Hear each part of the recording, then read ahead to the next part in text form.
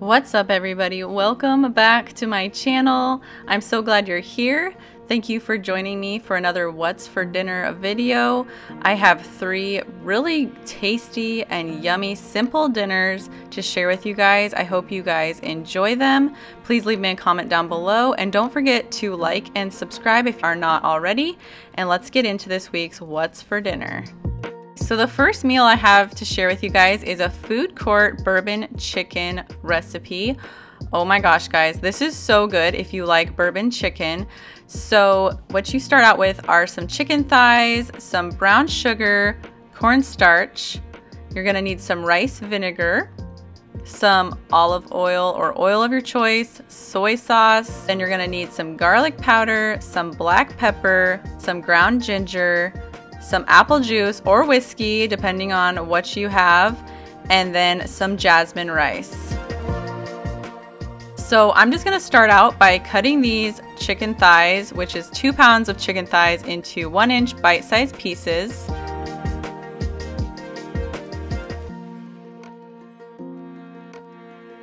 Okay, so you're gonna set your chicken aside and you're going to get your sauce ready. So you're gonna need some ground ginger, and all these measurements are listed below in the recipe.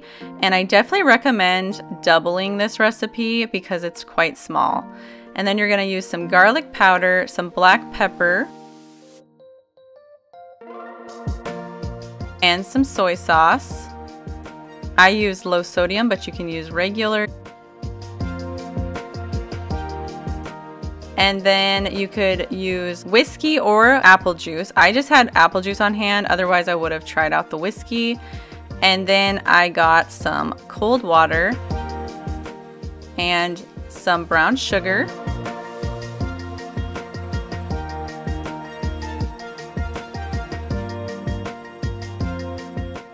And then you're going to use some rice vinegar.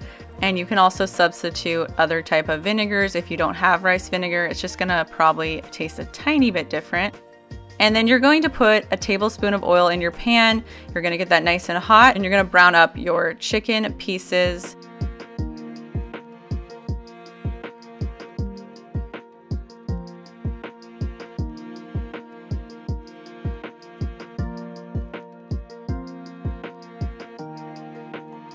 And this is me putting in the egg rolls. I had a side of egg rolls, so that's a good side if you get some egg rolls out of the frozen section or if you want to make your own. And then I'm going to pour in my sauce, and you're gonna let this cook down for at least 15 minutes. I think it took me 20 minutes.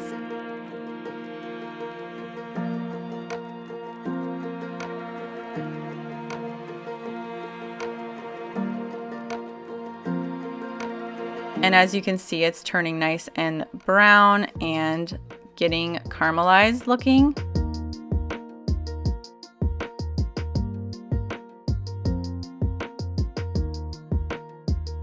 And then you're gonna get your cornstarch slurry, which is 1 tablespoon of cornstarch to 3 tablespoons of cold water. You're gonna whisk that together, and then you're going to add that to your reduced chicken sauce mixture and stir that in for about 1 to 2 minutes until it gets nice and thick.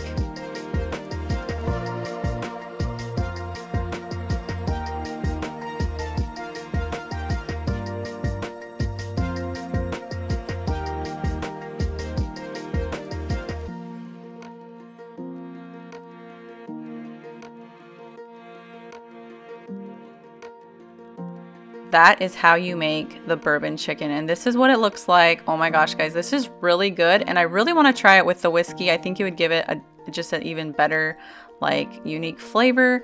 But it was really good with apple juice if you don't want to use alcohol, and it was really simple and so good. And then I served it along some white rice and some egg rolls. You could also serve it alongside some broccoli. All right, so the next dinner is British beer battered fish and chips, and I just wanted to make some fish and chips, so I tried this recipe out. It has salt, flour, oil,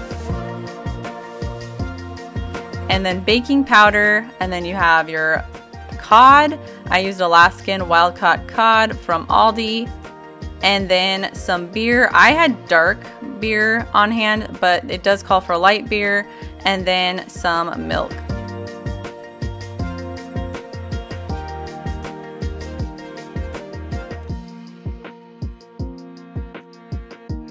So here I'm just making my seasoned flour mixture, and then on the other side I'm making my batter, and I'm just multitasking those. And this recipe is all below with all the ingredients.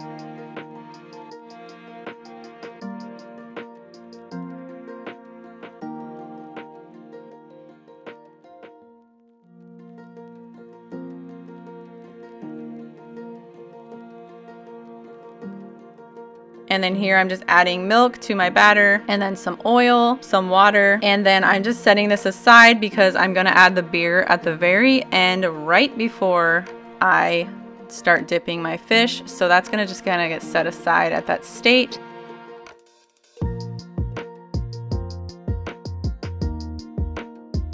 And then here I'm just dipping my cod into the seasoned flour and making sure it's coated evenly. And then here I'm adding my beer, and this recipe I would recommend using a beer that has a lot of flavor because my beer did not really come through in the batter. So I don't know if you want to add more beer. I don't know if that would work, or just a beer with more flavor.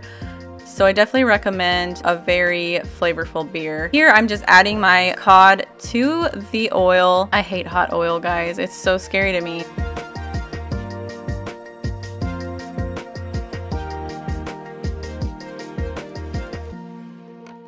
Here I am taking the cod out once it's nice and golden brown, and this looks so good. Yeah, so I just cooked up all the pieces like that. I got my fries out of the oven. I served it alongside some crinkle fries from Aldi.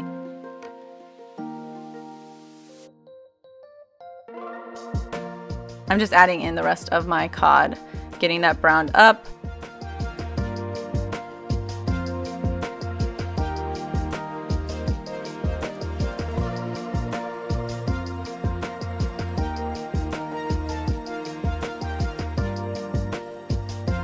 And this is what dinner looked like. This is such a fun dinner to make. I've never made fish and chips from scratch. Well, I made the fish, but I didn't make the chips. But anyways, it was very fun to make, and I just recommend like a different beer if you want the beer flavor to come through. Otherwise, this tasted just like a restaurant, and I definitely recommend this recipe. Okay, so the next dinner is skillet lasagna. This is such an easy, simple dinner. And I used some frozen beef that I had on hand, some ricotta cheese, Parmesan cheese, sea salt, black pepper, a sweet onion, some garlic, some oven-ready lasagna noodles. I could not find regular lasagna noodles, which I definitely recommend using those instead. And then some basil leaves and some tomato sauce, and then some crushed diced tomatoes, a 28-ounce can. So I'm just thawing my frozen beef in my skillet, and while that's thawing, I am getting my sauce together. And what you're gonna do is you're gonna put in your 28-ounce can of the tomatoes and then the tomato sauce, and you're trying to make 4 cups of liquid. Put that aside, and you're gonna dice up your onion and your garlic.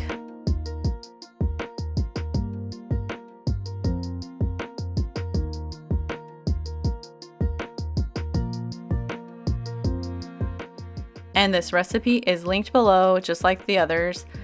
And this one is highly recommended. This one's so easy and just so yummy and cozy.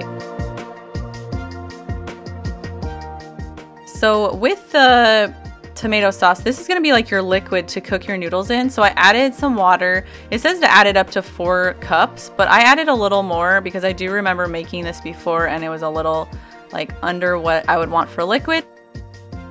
And then I have my onion, my garlic, and my beef sauteing in the skillet.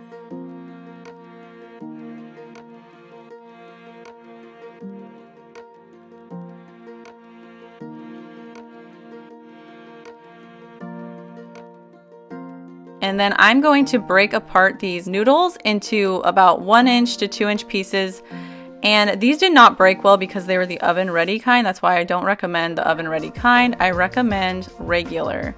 But my store did not have any, so I just used this. It still worked, but it was just annoying to break them up. And then you add the tomato sauce, and you're gonna push the noodles down because they're gonna cook in that, and you're gonna put your lid on. I added more water, so I'm guessing that altogether I probably used 4 cups plus 3/4 cup water, or even a cup more. And it turned out great. So you just kind of have to determine it by your pan size.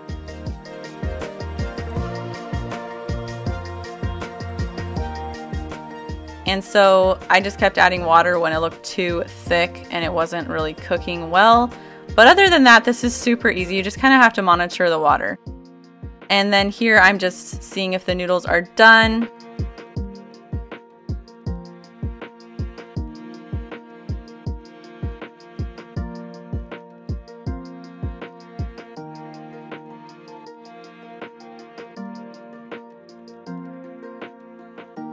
And then I'm adding a little sugar because I like to do that to counter the acidity of the tomatoes. And then I have some Parmesan cheese sprinkled on top, and then some basil just to give it a little bit of green. This wasn't in the recipe, but I wanted to give it a little bit of color. And then you stir that all together and get that all mixed up. And then I salt and peppered the mixture as well because I thought it needed a little more flavor. And then you're gonna dollop some ricotta cheese on top. The recipe called for a lot more than this, but I personally don't like a ton of ricotta, so I just did a couple dollops. And you're gonna let that sit for 5 minutes, and this is what it looks like. And it is so good, guys. This is so easy. It's a great dinner, and I definitely recommend this one for sure.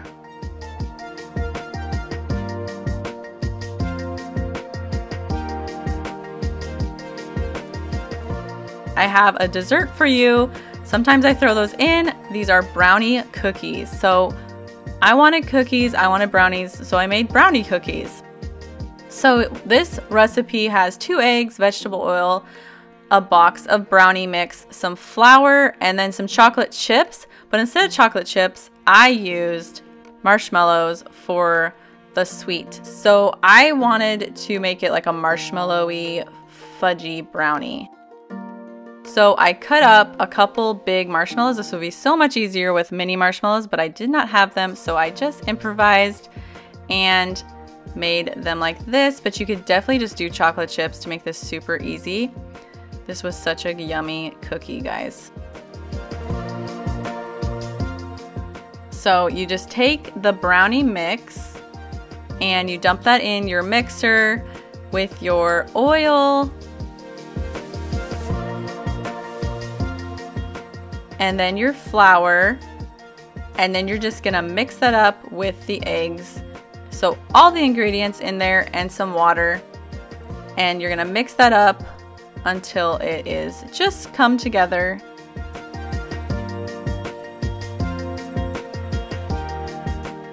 And this recipe is down below in my description box.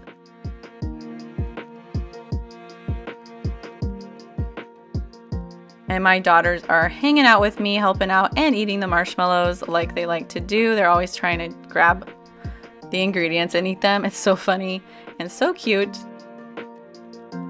So now we added in the marshmallows, and they basically disintegrated like within the mixture, which is totally fine because I just wanted like that marshmallowy flavor, that gooiness, and it totally worked. So I'm just scraping down the bowl, and I'm gonna get these all set out on some parchment paper. And this would have been so much easier if I had a cookie scoop, but I don't. I don't know why I don't have one.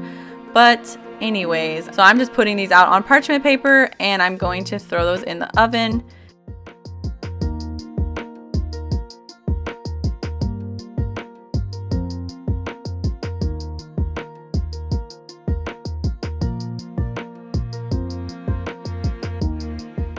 And these are so fun because they get crinkly on top, and you can see the marshmallow poking through. These are so good, guys, and I definitely recommend these for just a super easy cookie for a weeknight. Anyways, I hope you guys enjoyed this what's for dinner and plus a dessert. I really am thankful for you guys and I hope you enjoyed it. If you did, please don't forget to like this video and subscribe and become part of my YouTube family for more videos like this. And I will see you guys next time. Bye guys.